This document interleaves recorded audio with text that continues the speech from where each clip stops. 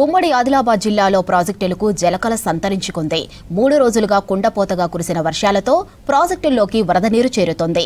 నిర్మల్ జిల్లా కడెం ప్రాజెక్టు వరద నీటితో నిండుకుండలా మారింది.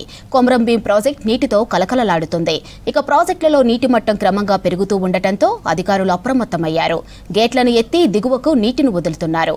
ప్రాజెక్టులలో పెరుగుతున్న నీటి మట్టంపై అంజయ్య పూర్తి వివరాలు అందిస్తారు.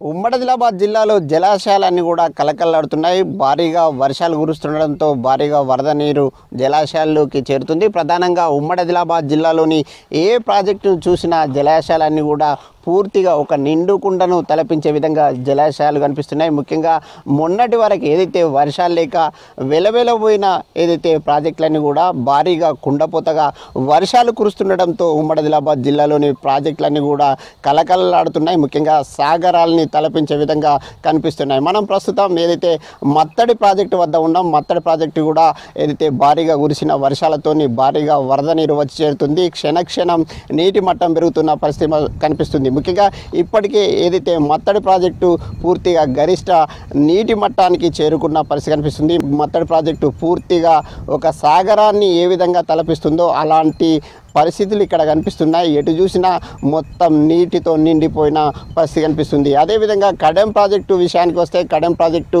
భారీగా వరద నీరు చేరుతుంది. ముఖ్యంగా కడెం ప్రాజెక్టుకి కూడా క్షణక్షణం నీటి మట్టం పెరుగుతుంది. ముఖ్యంగా ఎగువ ప్రాంతంలోని ఏదైతే బోతు, గుడిహత్నూరు, ఊట్నూరు, ఇంద్రవెల్లి ప్రాంతాల్లో భారీగా వర్షాలు కురుస్తుండడంతో కడెం ప్రాజెక్టులోకి భారీగా వరద నీరు వచ్చి చేరుతుంది. కడెం ప్రాజెక్టు గరిష్ట నీటి సామర్థ్యం ఏదైతే 4.6 TMC కాగా ప్రస్తుతం 3.5 ఏదైతే TMCకి నీటి నిల్వలు చేరుకున్న పరిస్థితి. అదేవిధంగా కడెం ప్రాజెక్టు గరిష్ట ఏదైతే నీటి మట్టం 700 అడుగులు కాగా ప్రస్తుతం 695 అడుగులకు చేరుకుంది. దాంతో అక్కడ అధికారులు అప్రమత్తంగా వ్యవహరిస్తున్నారు. క్షణక్షణం పెరుగుతున్న నీటి మట్టం ఎప్పటికప్పుడు కూడా అప్రమత్తంగా వ్యవహరిస్తూ అధికారులు ఒక గేటును ఎత్తివేసి దిగువకు నీటిని వదులుతున్నారు. పూర్తి స్థాయిలో కడెం ప్రాజెక్టు కూడా ఏదైతే భారీగా చేరిన నీటితోని ఒక సాగరాన్ని మరిపించే విధంగా తయారైంది. దాంతో అక్కడ కూడా అధికారులు అప్రమత్తంగా వ్యవహరిస్తుంది. అదేవిధంగా ఉమ్మడి ఆదిలాబాద్ జిల్లాలోని ఏదైతే కొమరంభీం జిల్లాలోని కొమరంభీం ప్రాజెక్టులకు కూడా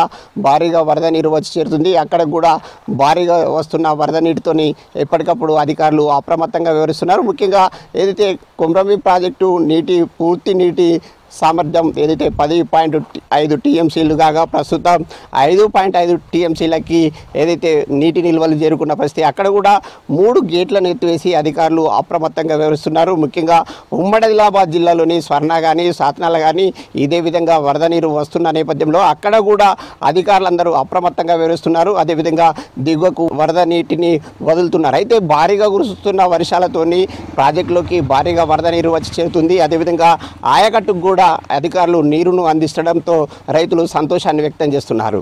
కెమెరామెన్ విఠల్తో అంజయ్య, V6 న్యూస్, ఆదిలాబాద్.